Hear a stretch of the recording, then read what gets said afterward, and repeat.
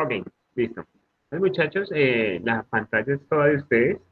Pueden iniciar su presentación, Listo, Michael. profe.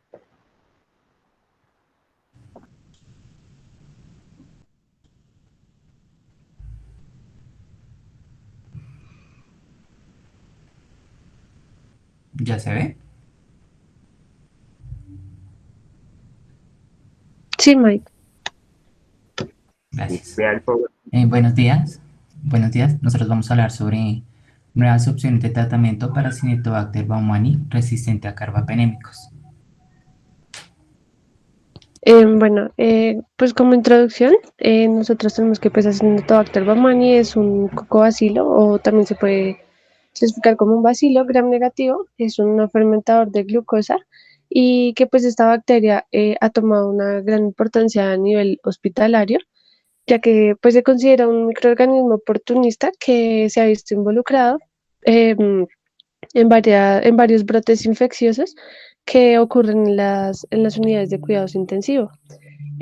A lo largo de los años se ha visto que un importante incremento en las infecciones asociadas a la atención en salud. Esta bacteria ha desarrollado pues diferentes mecanismos de resistencia que pues no solo afecta en los tratamientos, ya que pues limita el uso de las terapias efectivas, sino que esto también favorece al crecimiento y a la diseminación de los patógenos resistentes. Em, pues se evidencia que la propagación de esta bacteria no ha disminuido. Y pues esto ya es preocupante porque las cepas que son resistentes a una amplia, las cepas ya son resistentes a una amplia variedad de antibióticos. También se ha visto que en los últimos años pues han adquirido resistencia a los carbapenémicos y pues este era el antibiótico como eh, predeterminado para el uso para estas infecciones. Entonces, pues por esto la OMS estableció que se requiere realizar investigación y el desarrollo de tratamientos que sí sean efectivos, pues ya que no solo se ven afectadas las personas en las infecciones, sino que pues esto afecta a todo el sector salud en cuanto a costos por la hospitalización y, y pues obviamente en una elevada mortalidad. Entonces, pues durante los últimos 20 años se ha visto el aumento de la resistencia en Acinetobacter baumannii. Entonces, la mayoría de las cepas pues presentan resistencia a penicilina, cefalosporinas de primera, segunda, tercera generación, aminoglucósidos y a las fluoroquinolonas. Em, pues lo que les comentaba, que lo que más preocupa del aumento de esta resistencia, pues fue cuando aparecieron las cepas resistentes a los carbapenémicos, porque pues era el medicamento que se utilizaba, era como el de elección. Y pues también a lo largo del tiempo se ha descrito los brotes de estas cepas multiresistentes, que pues lo que producen es las infecciones nosocomiales difíciles pues, de controlar.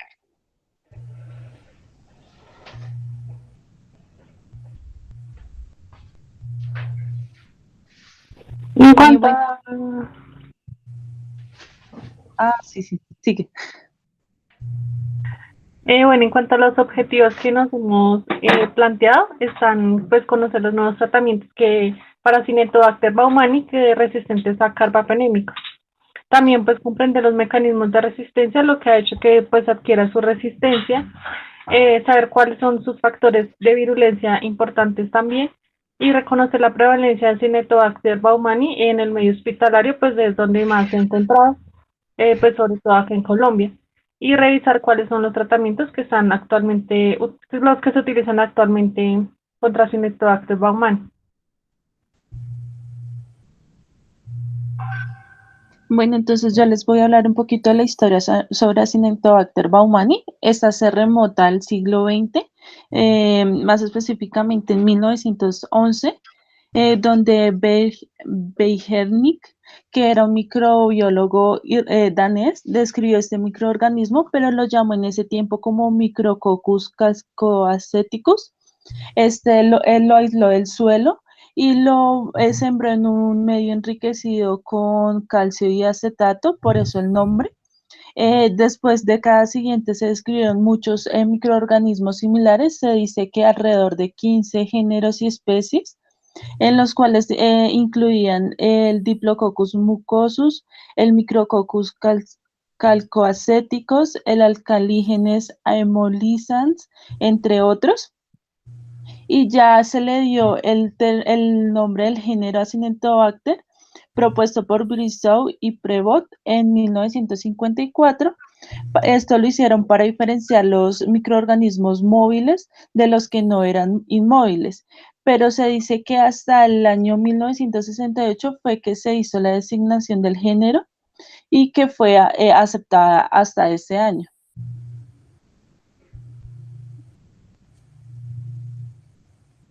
Sí.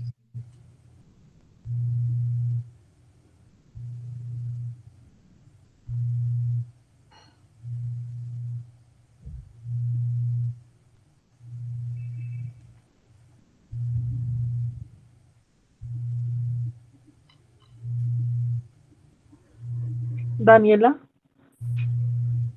Ay, perdón, no he activado el micrófono. Bueno, en cuanto a los mecanismos de resistencia de Acinetobacter baumannii, pues como les contaba desde el principio, presenta mecanismos de resistencia frente a varios grupos de antibióticos. Entonces, pues tenemos que los más importantes, pues es hacia los beta-lactámicos y en los que nos vamos a basar, ya que pues queremos buscar son nuevos tratamientos para los que son resistentes a los carbapenémicos. Entonces, vemos que tiene mecanismos de resistencia tanto enzimáticos como no enzimáticos contra los lactámicos. Em, tiene pues una AMP-C que es no inducible, es una cefalosporinasa y pues también esta se denomina ADC porque pues esto significa cefalosporinasa derivada de Acinetobacter. Pues se dice que por lo menos un 50% de las cepas de Acinetobacter baumannii tienen la hiperproducción de esta enzima. Entonces, pues cuando esta enzima se va a expresar a bajo nivel, solo le va a dar resistencia a ampicilina y a algunos otros. Cuando tiene la hiperproducción, o sea que está sobreexpresada, va a tener resistencia frente a cefalutina, piperaciclina, cefotaxima, ceftazidima y astronam. Pues se decía en un principio que no afectaba a los carbapenémicos ni a cefalosporinas de cuarta generación, pero pues a medida que pasa el tiempo se ha visto que algunas ADC sí, sí se pueden llegar a clasificar como AMPs de espectro extendido porque han visto que pueden algunas llegar a hidrolizar cefepime. Pues la sobreexpresión de esta AMPC está mediada por la presencia de secuencias de inserción que pues van a tener promotores que lo que hacen pues es favorecer la transcripción del gen. Tenemos también pues las beta-lactamasas, que estas de clase A, que se encuentran algunas de amplio espectro, como pues la TEM1, TEM2, CARB5, que es una carbenicilinasa, y se encuentran también beta-lactamasas de espectro extendido como la BEP1, PER1, TEM92. También se han encontrado en las cepas de Acinetobacter, pues las que son de tipo KPC. Encontramos también las oxacilinasas, que estas son pues también importantes en cuanto a la resistencia frente a los carbapenémicos. Cada vez se encuentran con mayor frecuencia en las cepas de Acinetobacter baumannii. Y pues las principales que se encuentran son la OXA 24, 23, 51 y 58. Entonces, estas se asocian también con elementos de inserción que lo que van a hacer, pues, o sea, tienen promotores que favorecen la transcripción y pues van a aumentar la expresión de estos genes. Em, Estas enzimas, pues, se establece que pueden ser codificadas en plásmidos Y pues hay una que sí se codifica en el cromosoma de la bacteria y que es la OXA51. Y pues como está en el cromosoma de esta, se usa como un marcador para la especie. Em, bueno, y en cuanto a los mecanismos no enzimáticos, pues encontramos de las OMPs, las bombas de expulsión del mecanismo ADABC, que pues estas también son muy importantes ya que se considera que la Acinetobacter baumannii tiene las bombas de expulsión mm, multi- multidrogas, o sea, funcionan para varios antibióticos. También pues tenemos las alteraciones de las PBPs.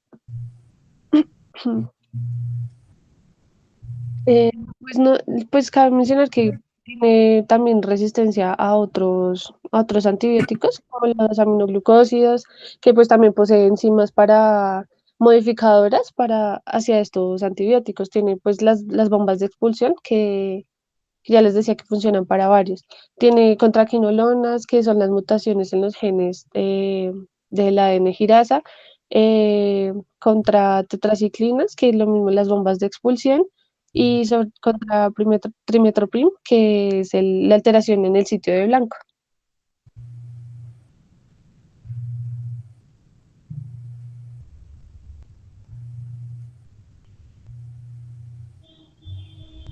En cuanto a la prevalencia de Acinetobacter baumannii en Colombia, pues hay que tener en cuenta que existen como varios factores de riesgo para que Acinetobacter pueda colonizar el cuerpo humano. Entonces está la enfermedad de base grave. Si hay una ventilación mecánica prolongada, también puede que el Acinetobacter sobreviva. Antibiótico terapia previa también, colonización anterior por Acinetobacter baumannii, haberla tenido anteriormente, una infección por este microorganismo, y estancia prolongada en la UCI, sobre todo también para entender un poco cómo la prevalencia de Acinetobacter baumannii en Colombia. También pues sus factores de virulencia importantes como la proteína OMA, que es una proteína de superficie. Esta lo que hace es que le permite como adherirse a las células epiteliales, generando el edema y posteriormente apoptosis. También se dice que está implicada, como lo mencionaba mi compañera, en la resistencia al sistema de complemento y también puede ser capaz de formar biopelículas. También tenemos el lipopolisacárido, que se le permite también, como junto a las fibras, adherirse también a las células epiteliales. También tiene como vesículas de membrana externa, que esto lo que hace es que favorecer como la entrada de factores de virulencia. También le permite que pueda haber una transferencia horizontal de genes y también puede proteger como a la bacteria de la respuesta inmune. Fosfolipasas bacterianas, que esto lo que hacen es favorecer la lisis de las células eh, mediante una escisión de fosfolípidos que están presentes en la membrana celular, que lo que hacen es como degradar los fosfolípidos que se encuentran en la barrera mucosa y pues así pueden facilitar su entrada. También encontramos las PVP que contribuyen también a la estabilidad de la bacteria y esta tiene la capacidad de producir slime y sideróforos. Esta tabla la sacamos del reporte del Instituto Nacional de Salud, que es entre 2017 y 2018. Es como lo que encontramos más reciente. Y pues nos habla de que con el paso del tiempo, pues así han aumentado mucho los casos de Acinetobacter baumannii multidrogo resistente. Aquí se realizó un estudio, ya que una clínica nos reportó un caso de un paciente que fue sometido a una intervención quirúrgica entre julio del 2017 y enero del 2018. Se realizó este estudio. Entonces encontraron un cultivo positivo para Acinetobacter baumannii resistente a carbapenémicos. Asimismo, pues se identificaron otros 12 casos donde todos fueron sometidos previamente pues a procedimientos quirúrgicos, tenían alguna patología de tipo ortopédico, traumático, también abdominal, y a algunos se les había practicado cirugía de trasplante y también habían sido intervenidos en la vía aérea. Cuando fueron entrevistados también los profesionales de la salud, refirieron que algunos equipos médicos habían sido prestados a otras entidades de salud y asimismo habían recibido como el préstamo de equipos donde Acinetobacter baumani había circulado. De estos 6 aislamientos, de los 2 aislamientos, 6 aislamientos pues, fueron recuperados en el segundo brote y fueron encontrados, como se ve en la tabla, todas las cepas de los seis casos fueron resistentes a todos los antibióticos que se les colocaron, como el imipenem, el meropenem, ceftazidima, cefepime, ampicilina con sulbactam, ciprofloxacina, gentamicina, amicacina, piperaciclina tazobactam. El único así como que fue sensible fue como en un solo caso, que fue sensible al ampicilina sulbactam, de resto pues todos fueron resistentes. Entonces aquí pues se demostró que el Acinetobacter baumani multidrogo resistente pues ha sido como el más responsable de los brotes hospitalarios que se han presentado y pues como lo decía, sobre todo en pacientes que habían sido sometidos como a procedimientos quirúrgicos. Y pues también se dieron cuenta pues que circulaba como en las salas de cirugía, ya que pues podría como sobrevivir este microorganismo. Bueno, en cuanto a tratamientos actuales, encontramos que en muchas instituciones de salud consideran la probabilidad de que el tratamiento empírico para una infección por este microorganismo requiere de entrada el uso de polimixina asociada a tigecyclina y un carbapenémico o amicacina. La polimixina son bactericidas que actúan sobre la membrana celular bacteriana, alterando su permeabilidad y causando la muerte celular por lisis. Bueno, este agente se empleó en la década de los 70 y 80, pero se abandonó por su elevada toxicidad, sobre todo renal y en el sistema nervioso periférico. Este antimicrobiano había sido casi retirado a finales de los 90, se volvió a utilizar nuevamente. Esto pues da su excelente actividad frente a diversos gram negativos multiresistentes como Pseudomonas aeruginosa y Acinetobacter baumani. Por otro lado, algunos estudios han demostrado curación o mejoría tras el tratamiento con colisina del 55 al 77% en pacientes gravemente enfermos con diversas infecciones por Acinetobacter baumani multiresistente, incluyendo neumonía, bacteremia, sepsis, infección intraabdominal e infecciones en el sistema nervioso central. Acá la colistina lo que tiene es una actividad bacteriostática frente a la Acinetobacter baumani y actúa uniéndose a la subunidad ribosomal 30S e inhibe la síntesis de proteínas bacterianas. Su ventaja sobre antibióticos del grupo tetraciclinas es la capacidad de evadir los mecanismos de resistencia específicos para tetraciclinas y bombas de flujo. En cuanto a tigecyclina, usada en dosis altas o por encima de la concentración mínima inhibitoria, es eficaz contra algunas cepas de los microorganismos. Encontramos que en un reporte de sepsis urinaria por Acinetobacter baumani se obtuvieron buenos resultados con una dosis inicial de 200 miligramos seguida de una de 100 miligramos vía intravenosa cada 24 horas, pero con algunos efectos adversos como náuseas y vómitos. Por otro lado, los carbapenémicos como imipenem, meropenem y doripenem se han considerado como agentes de elección para las infecciones graves por Acinetobacter baumani. Sin embargo, estos fármacos se ven amenazados por el surgimiento de mecanismos de resistencia. Esto genera también nuevos desafíos terapéuticos, especialmente teniendo en cuenta que la mayoría de las cepas de Acinetobacter baumani resistentes a los carbapenémicos también lo son a la mayoría de otros antibióticos, excepto las polimixinas o tigecyclinas. Las polimixinas como la colistina. Existe un programa de vigilancia llamado MYSTIC, el cual ha documentado que imipenem es más potente que meropenem, pero el tratamiento de infecciones por Acinetobacter baumani multidrogo resistente. También encontramos que el doripenem es un nuevo carbapenémico con actividad in vitro frente a Acinetobacter baumannii, pero no parece tener ventajas en comparación con imipenem y meropenem.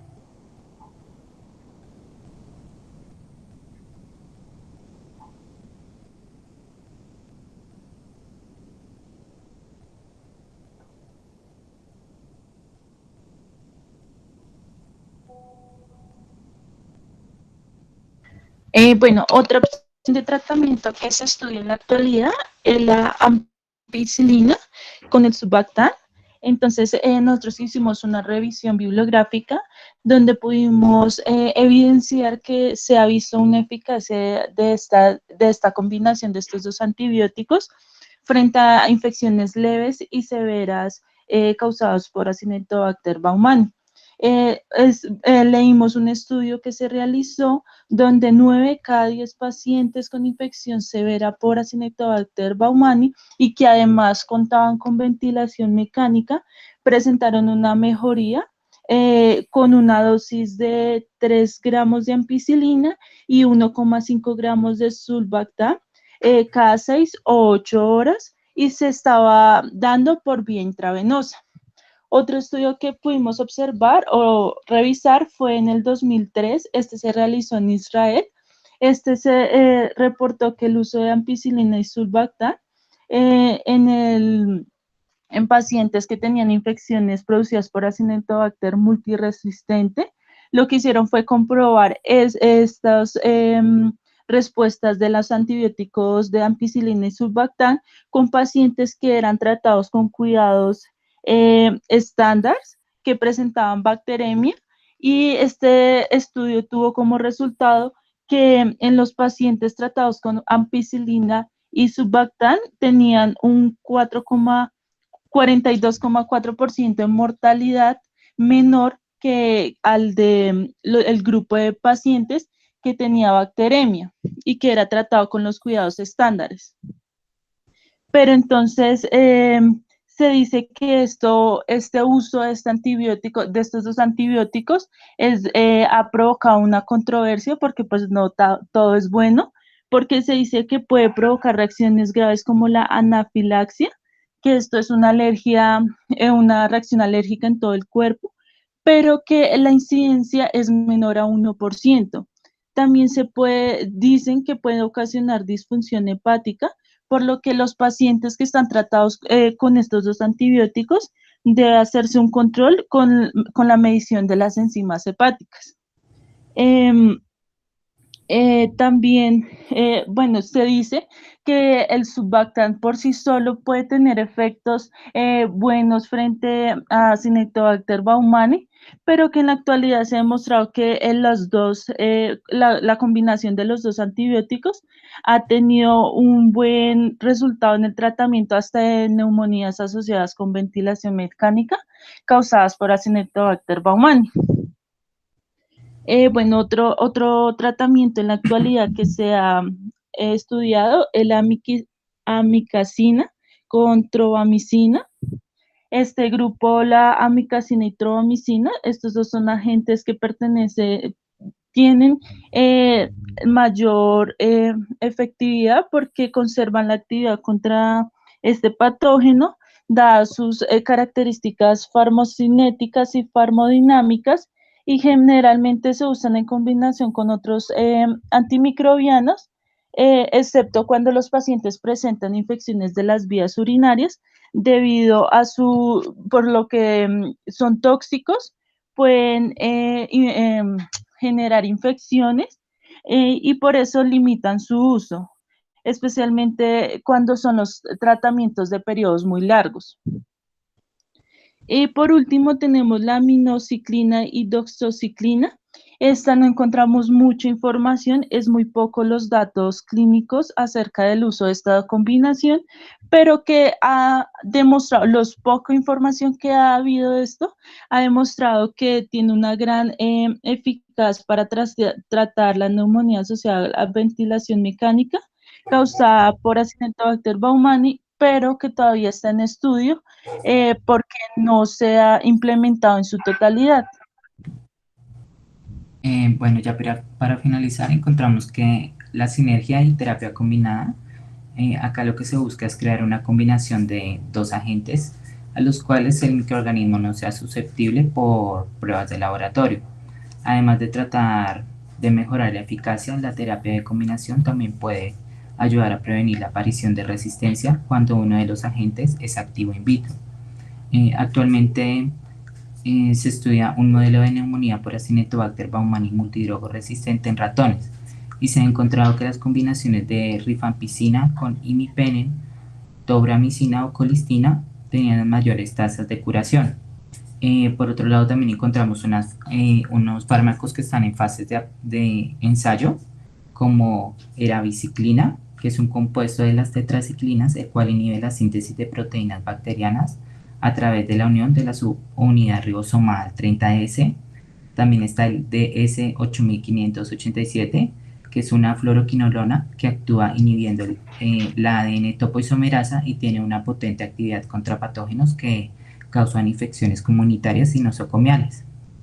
Y también el VAL 30072, que penetra en la bacteria a través de sistemas de transporte de hierro y porinas.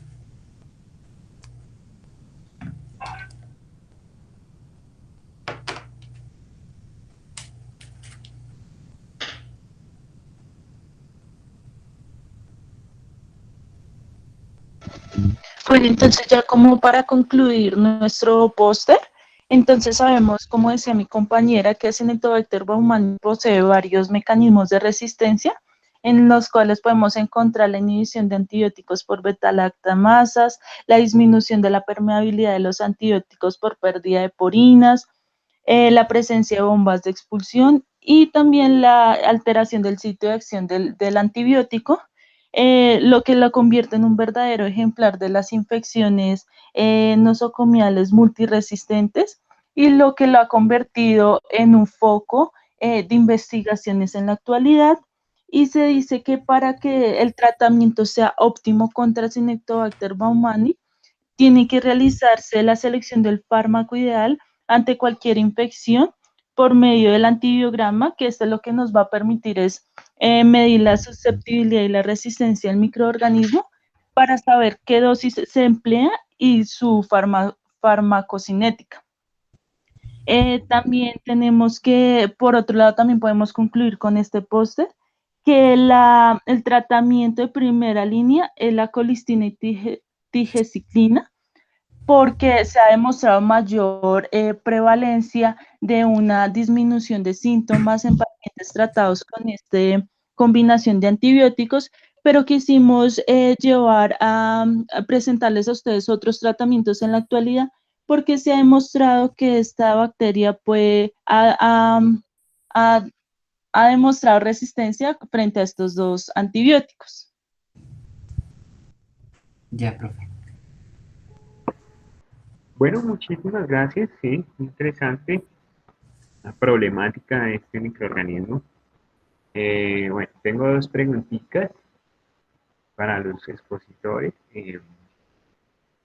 ¿Cuáles creen ustedes que son, cuál es la mejor herramienta para enfrentar la emergencia por este tipo de microorganismos de multiresistencia? ¿Cómo creen que se puede contrarrestar? ¿Cuáles son las mejores estrategias?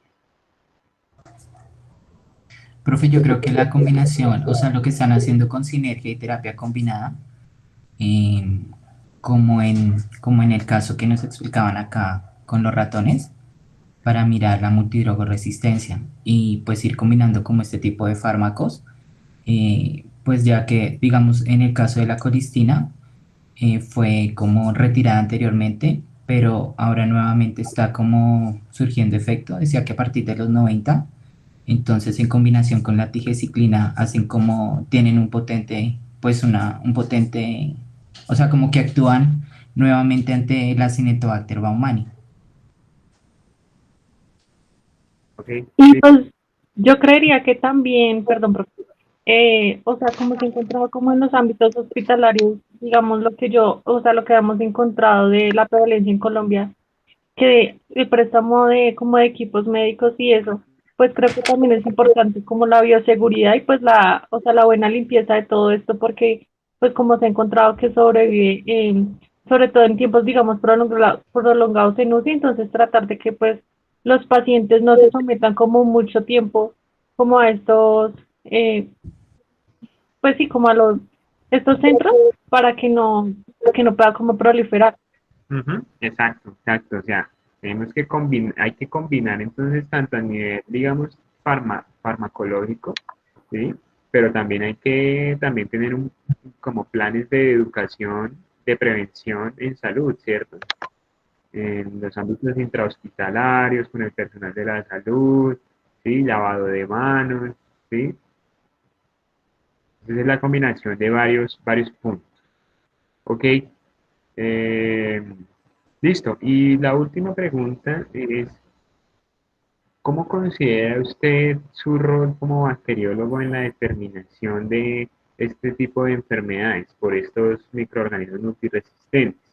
¿Cuál cree usted que debe ser el rol? O sea, ¿cómo debe usted jugar aparte de meter el cassette en una máquina?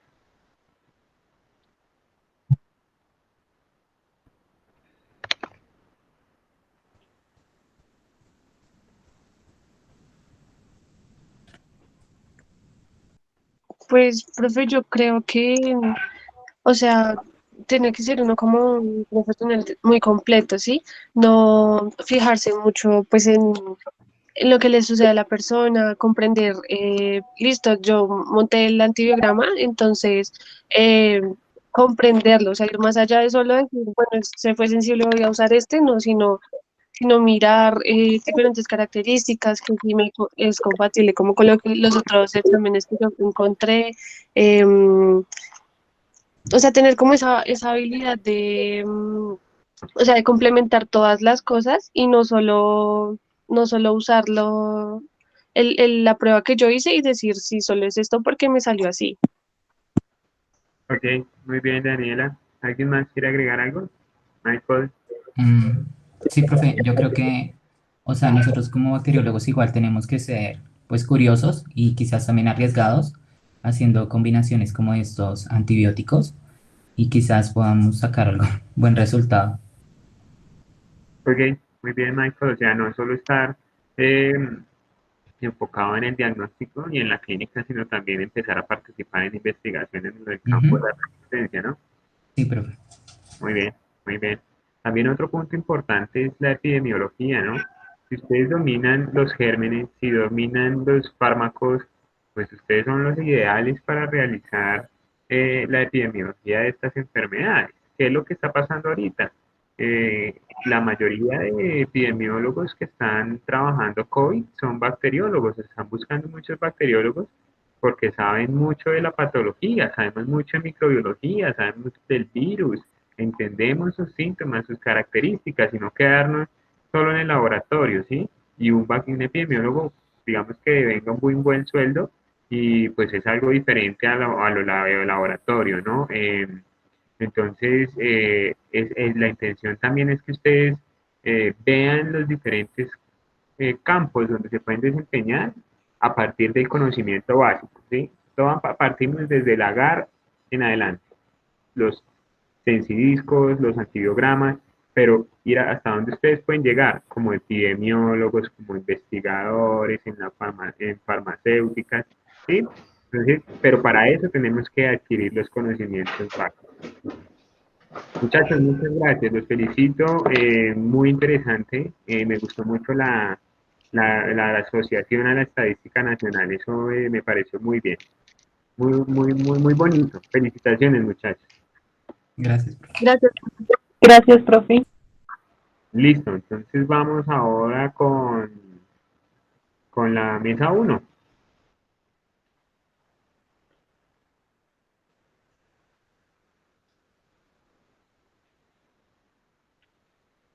Entonces, Laura, chicas, Natalia,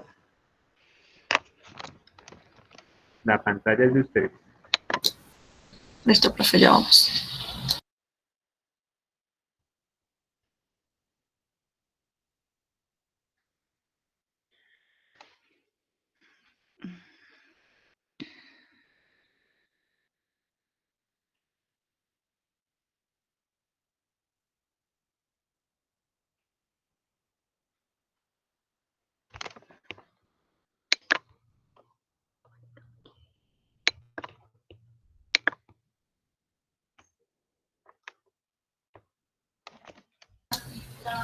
¿Están viendo?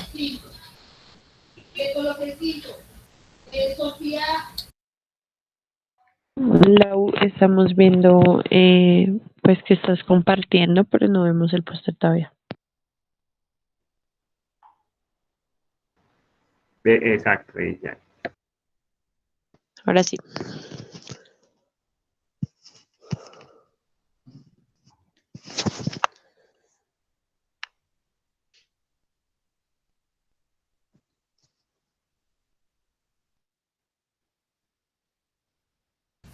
Te coloqué 4 o 5, Alejandra, ¿sí? Porque has participado poquito. María Paula García, ¿dónde está? Yo la vi.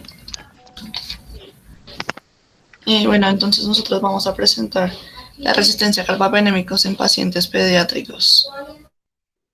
De la cartón, ¿dónde está?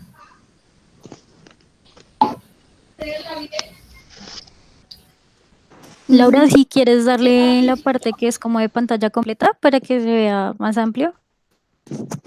Y los compañeros ¿Dónde? que están hablando pueden silenciar el micrófono hasta que les Ahí toque su turno. abajo donde sale como el 75%, ahí al ladito te sale para ampliar todo. Ah, sí, ya vi. Ah, ya sí estuvo. María José Bárbara, no la Si vi. te sale para ampliar bien, no sé. ¿Ustedes saben si estuvo? Espera, a ver, no se puede agrandar más.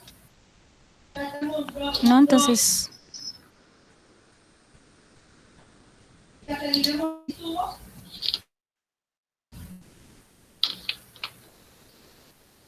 No. Mariana no, bueno, Morales entonces sí, Curiel. déjalo como estaba. Mariana Morales Pereira también participó.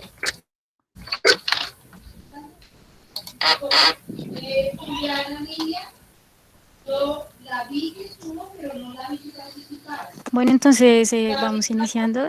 Nuestro tema que trabajamos fue resistencia a carbapenémicos en pacientes pediátricos.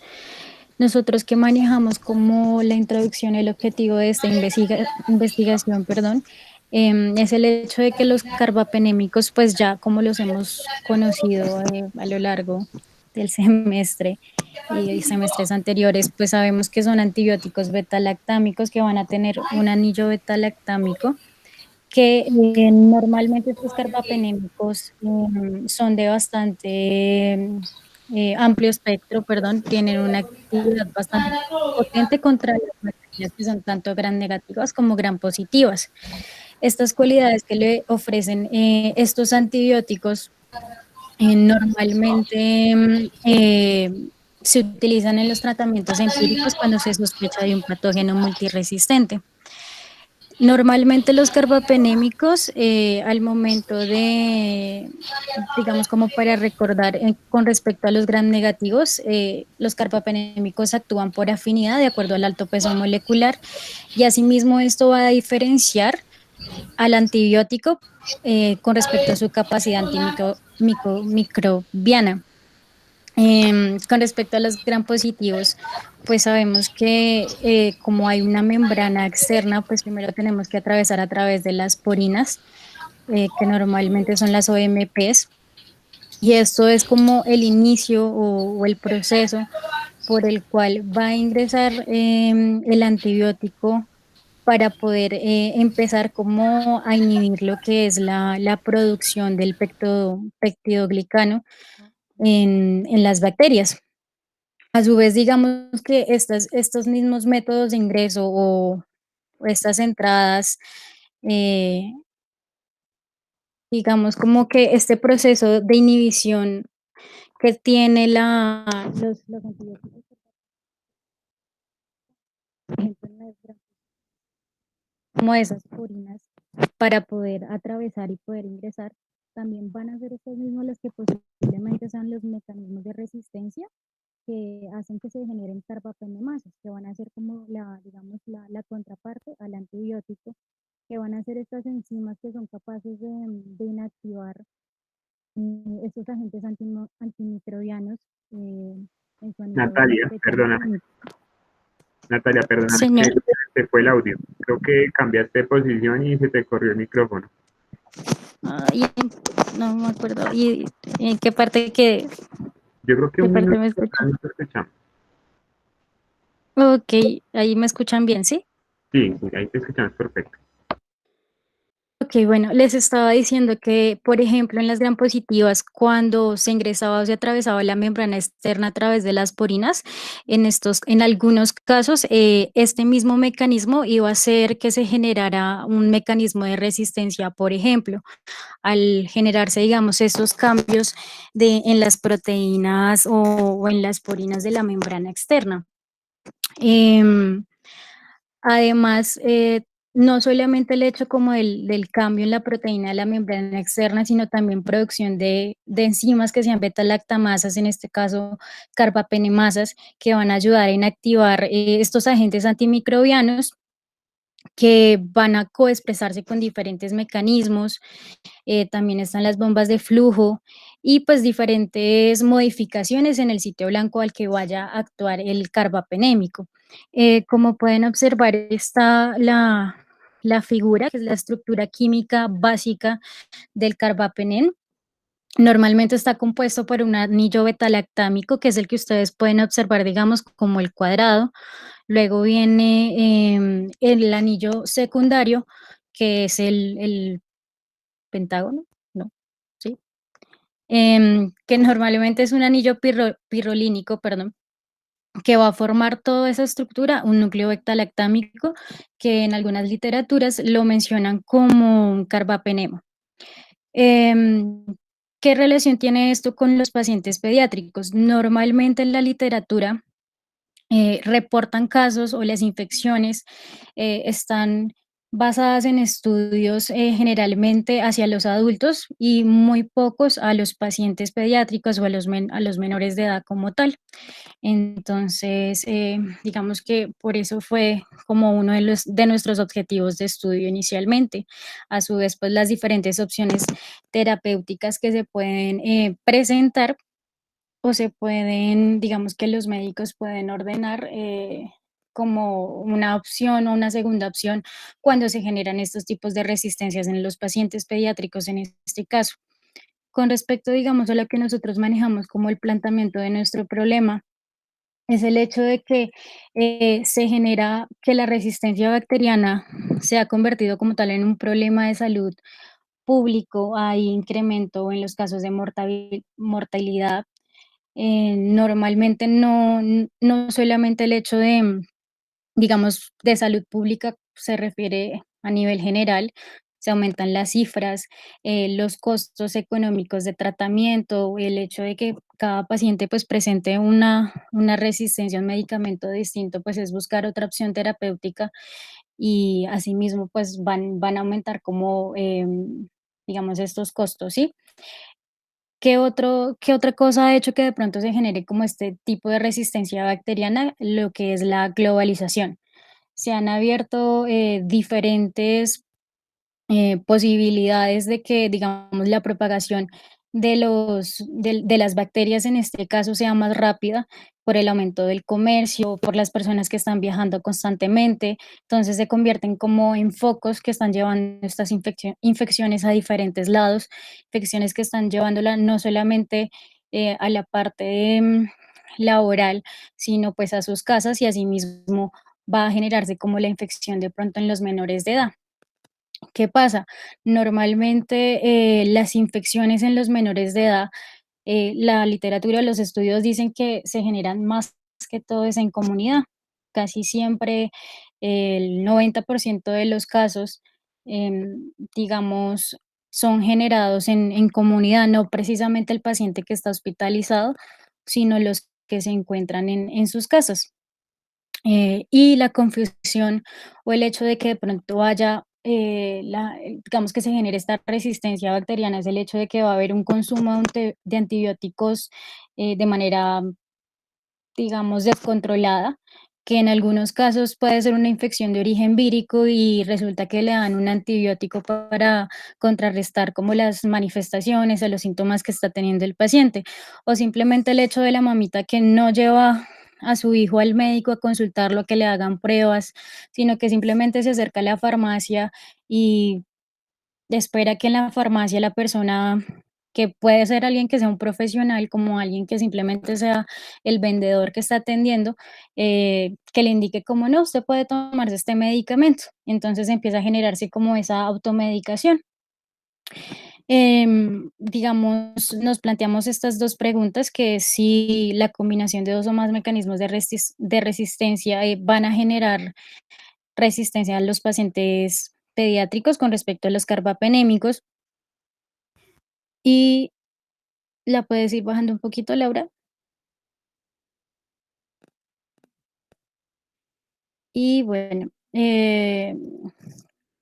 con respecto a la otra pregunta fue, ¿cuáles son las posibilidades terapéuticas u opciones de tratamiento para hacer frente como tal a estas infecciones por microorganismos resistentes a carbapenémicos?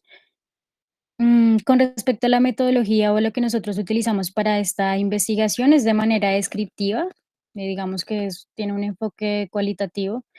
Y pues utilizamos diferentes bases de datos, nos basamos inicialmente, digamos que miramos bastantes artículos y ya luego decidimos simplemente por 4 que se ajustaban más a nuestros temas de revisión.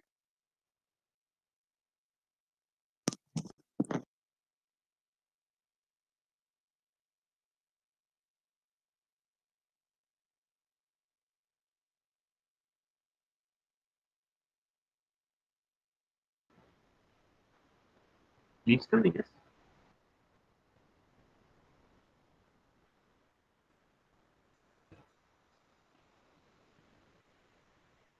Hola,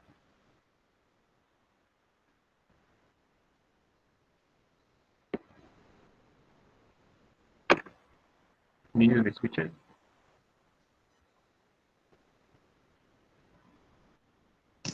Sí, profe, regálame un segundo que es que no sabemos qué pasa con Natalia. Yo ya estoy acá. Ya estoy acá, profe, perdón. Bueno, entonces, pues la primera pregunta que nosotros nos planteamos es, ¿cuáles son las posibilidades? Perdón, no, esa no es la primera pregunta. La primera pregunta que nosotros nos planteamos fue cómo la combinación de los dos o más mecanismos de resistencia pueden generar resistencia a los carbapenémicos a pacientes pediátricos. Entonces, pues la solución que nosotros nos dimos respecto a esa pregunta fue que en los entornos clínicos, especialmente en las zonas pediátricas, hay presencia de patogenicidad oportunista y nosocomial, y los índices de mortalidad aumentan en este tipo de pacientes. Entonces, se sabe que diferentes microorganismos presentan resistencia intrínseca a diversos antibióticos o adquieren o transmiten e inducen resistencia a estos. Se hace necesario tener conocimiento de cómo los diferentes mecanismos de resistencia que existen en estas bacterias intrínsecos, adquiridos y adaptativos se están combinando entre sí, lo que da como resultado un grado mayor de complejidad al hacer estudios de correlación clínica.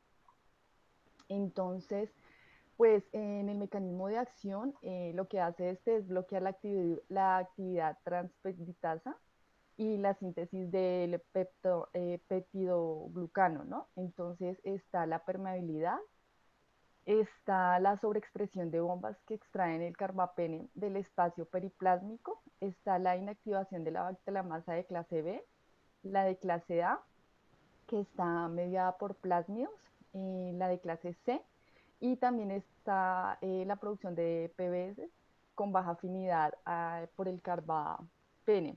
Entonces, en la investigación también encontramos que la mayoría de indicaciones clínicas respecto a eso es por infecciones nosocomiales con resistencia a los antibióticos. También se hace un tratamiento empírico después del uso de otros antibióticos.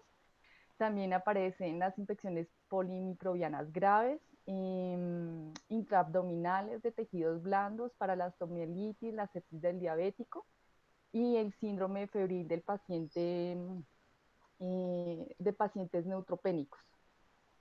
Con respecto a eso, yo encontré que quisiera agregar esto, ¿no? Que se han hecho muchos estudios, más o menos en los últimos 30 años, respecto a estas resistencias, pero pues ellos concluyen que muchas de estas resistencias se deben a que nosotros, pues en la parte clínica se ha hecho mal uso de los antibióticos, ¿sí? Entonces, pues esta es una de las razones también por las que ellos han presentado tanta resistencia, ¿no? Dicen que pues por eso es que no reduce las posibilidades de los tratamientos eficaces a las enfermedades y que reducen la incidencia en la infección hospitalaria. Entonces, más o menos esto es lo que sucede con las resistencias. Y en la farmacocinética de los carbapenémicos hablan sobre que ellos penetran a los tejidos y a los líquidos corporales cuando hay inflamación. Esta es como una característica y ya mi compañera ahorita va a explicar cuáles son los medicamentos de los cuales se ha hecho estudio y cómo es la incidencia del antibiótico como tal. Listo.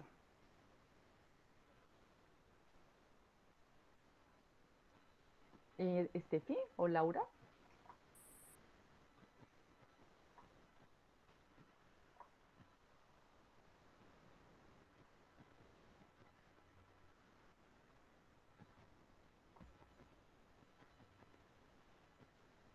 Lau.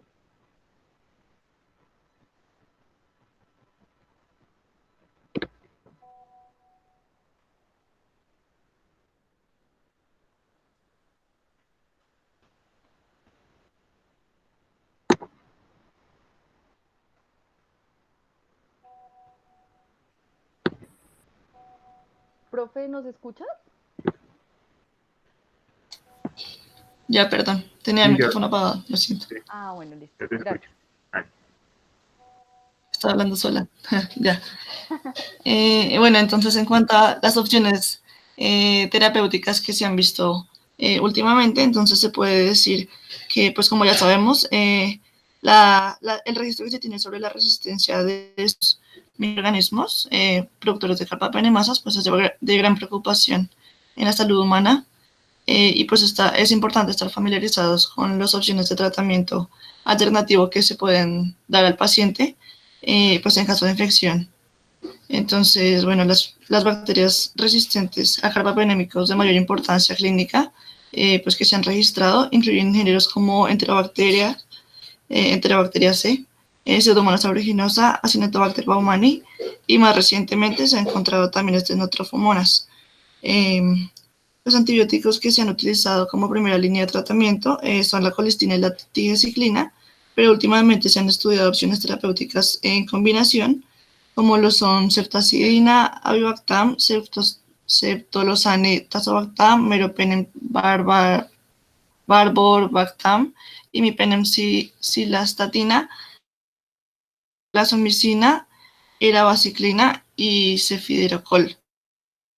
Pues se ha desarrollado la fosfomicina como formulación intravenosa.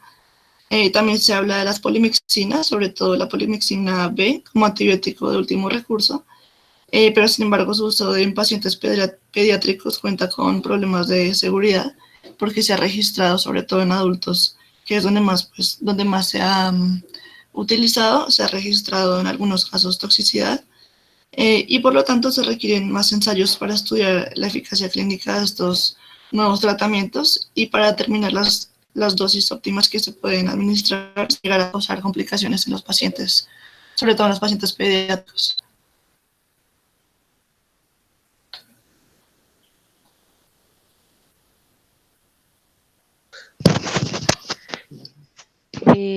Bueno, ya hablando entonces un poquito de la resistencia de los carbapenémicos en pediátricos, bueno, pues se ha dicho que en los últimos años la resistencia se ha convertido en un problema de salud pública, pues debido al gran impacto que tiene como tal en el sector de la clínica, de la epidemiología y de la microbiología. También pues en algunos estudios se habla de que el principal determinante pues del aumento de estas resistencias es el mal uso de los antibióticos. En los niños es un problema importante ya que la mayoría de las infecciones respiratorias a todos nosotros nos afectan en los primeros años de vida. Y pues los principales agentes como de pronto el neumococo, el Haemophilus influenzae, el perdón, el Streptococcus pues presenta una gran resistencia a los antibióticos como los betalactámicos, los macrólidos. Pues esto hace que en última instancia uno tenga que acudir a antibióticos que ya no se usan tanto por su toxicidad, y pues esto también va a generar un impacto muy fuerte. Pues también se dice que en los primeros 5 años de vida se produce la mayor exposición a antibióticos porque es cuando el cuerpo está generando pues hasta ahora su sistema inmunológico más fuerte, y esto va a causar pues que a los niños les den pues más infecciones. Se dice que el mayor consumo de los antibióticos pues se da en el 90% de la población, y por lo menos el 85% se da para tratar infecciones respiratorias, y esto pues sin tener en cuenta el impacto de un antibiótico en el cuerpo que pues afecta la flora intestinal, la flora respiratoria, y pues va a permitir el crecimiento y la colonización de algunas bacterias resistentes. Entonces, como tal, se dice que el problema de la resistencia a los antibióticos carbapenémicos es muy preocupante, porque a veces no se tiene en cuenta que tampoco contamos con con un gran pues, arsenal terapéutico, y esta es la razón por la que es necesario reutilizar algunos antibióticos que ya estaban fuera del mercado, como la colistina, sin tener en cuenta pues también las propiedades farmacodinámicas que también tienen los carbapenémicos, y también se ha llevado pues a usarlo en grandes dosis, lo que hace que pues también se tengan que usar a veces algunas terapias combinadas, como pues con algunos antibióticos como la fosfomicina, las quinolonas o con aminoglucosidos, y pues de esta manera se expone a los pacientes a gran toxicidad. Entonces, la mayoría de bacterias resistentes a estos carbapenémicos son bacterias gram negativas, y ellas utilizan dos mecanismos principales pues para lograr esta resistencia a los carbapenémicos. Una de ellas es la producción de carbapenemasas o una combinación de mutaciones para producir beta-lactamasas. Entonces, las bacterias que se encargan de producir carbapenemasas poseen grandes unos genes plasmídicos que van a conferir la resistencia a sulfonamidas y aminoglucósidos, y así pues también llevan un alto nivel de resistencia a quinolonas, que está mediado por la alteración en el sitio de unión. Esto las convierte en bacterias multidrogoresistentes, y pues se convierten en unas infecciones de difícil tratamiento, pues dada a la resistencia que tienen. Bueno, en los artículos que pues revisamos, arrojaba que la mayoría de los datos descritos en la literatura reportaban que una infección por enterobacterias productoras de carbapenemasas en adultos pues era muy grave, y existen pocos estudios al respecto en los niños. Por lo tanto, pues se habla de que debe ser un programa, o debe crearse un programa o crearse algún tipo de em, fundación o como entidad que se encargue de vigilar esto, dado que pues de pronto no se le ha dado la atención necesaria, y puede ser un problema muy grave en cuanto pues a la salud pública, y en cuanto a pues el sistema biológico de los niños a los que puede afectar este tipo de antibiótico.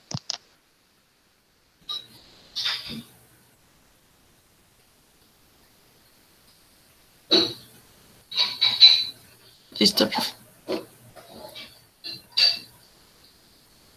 Ok, listo. Vale, muy bien manejado el tema. Quisiera preguntarles a las expositoras, bueno, ¿qué sugieren ustedes hacer mientras se aprueban los usos y se comprueban los riesgos y las posibilidades de tratamiento con carbapenémicos para niños? ¿Qué se puede hacer mientras tanto?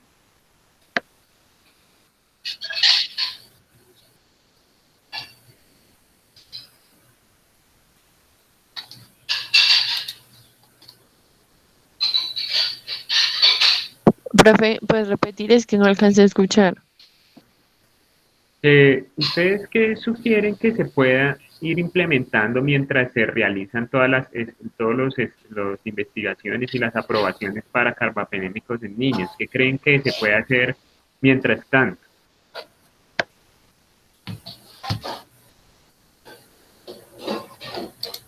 Pues, no sé, creeríamos que como primera medida, pues controlar como el uso de antibióticos, sobre todo pues en niños, que es donde hay mayor exposición, en el tiempo en que hay mayor exposición a antibióticos, pues debido a las infecciones que se pueden dar en esta etapa. Y pues lo otro, pues lo que mencionamos sobre las opciones como de combinación de antibióticos que se están usando hasta el momento, mientras se hacen como los estudios más rigurosos en cuanto a la resistencia en niños, porque digamos, pues hay combinaciones de antibióticos que están sirviendo en adultos, pero entonces pues se necesita como más investigación en cuanto a pues si esto sirve de igual modo para los niños. Ok, ok. Pues la última pregunta sería, ¿por qué creen ustedes o qué leyeron de por qué tiene esas limitaciones a veces los carbapenémicos? ¿Por qué la toxicidad? ¿Por qué no se les suministra directamente a los niños?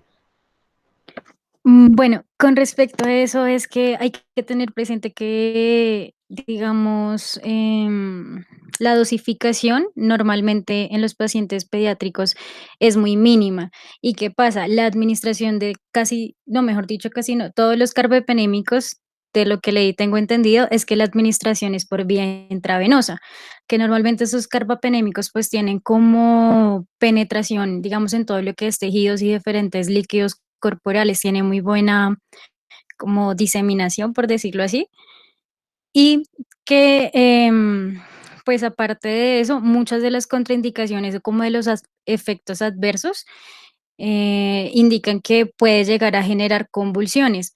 Entonces, por lo menos, en algunos artículos que leíamos, decían que como tal el imipenem, por ejemplo, no se recomendaba para nada en pacientes pediátricos cuando habían infecciones del sistema nervioso central, por esa misma capacidad de que, digamos, era como uno de sus fuertes para atacar, pero al generarse este riesgo no era recomendable para los pacientes pediátricos y más que todo era como por el tipo de infusión o perfusión del medicamento en el cuerpo del menor. Sí, señora, muy bien Y respuesta. pues también con respecto como a la metabolización, porque ejemplo que tenían que tener presente que si habían algunos pacientes con algunas condiciones ya de base, a pesar de que sean pediátricos como insuficiencias renales, pues la mayoría se iban a metabolizar o excretar de manera renal y si tienen esas, digamos, como patologías o algo, la excreción iba a ser más demorada y pues iba a ser como almacenamiento del medicamento en el cuerpo. Muy bien, Natalia. Bien, eso es, muy bien. Ok, bueno, muchachas, bien, las felicito. Tema interesante, espero que les genere un poquito de curiosidad y que empiecen a manejar temas más complejos y a aprenderlos a presentar. Me gustó el póster, está bien elaborado, un póster serio, o sea, claro, muy bien. ¿Listo? Gracias, profe. Bueno. Entonces, los muchachos de la mesa las niñas de la mesa número 2, ¿creen que pueden presentar en 14 minutos?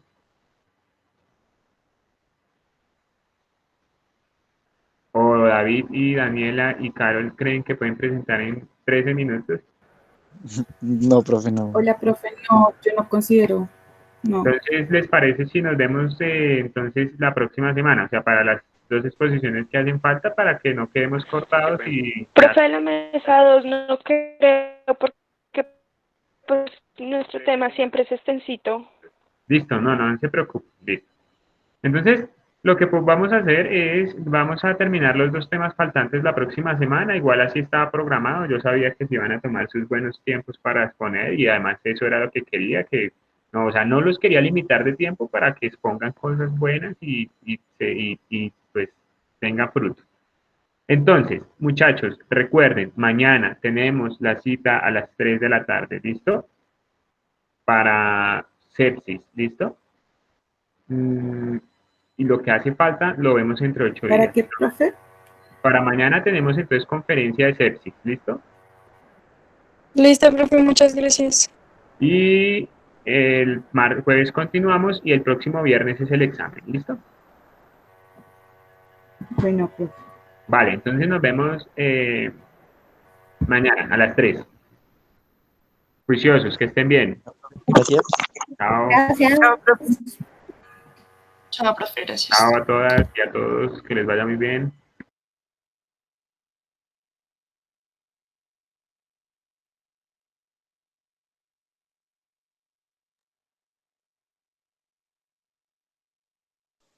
Profe, ahí ya se fue. Dime, David. Profe, es que si uno hizo artículo de revisión, ¿también es necesario hacer el póster o se puede presentar por diapositivas? No, diapositivas, David. Ah, bueno, listo. Si es de revisión, Gracias. entonces es diapositivas. Ah, bueno, gracias. Vale, David. Chao, nos vemos mañana. Chao.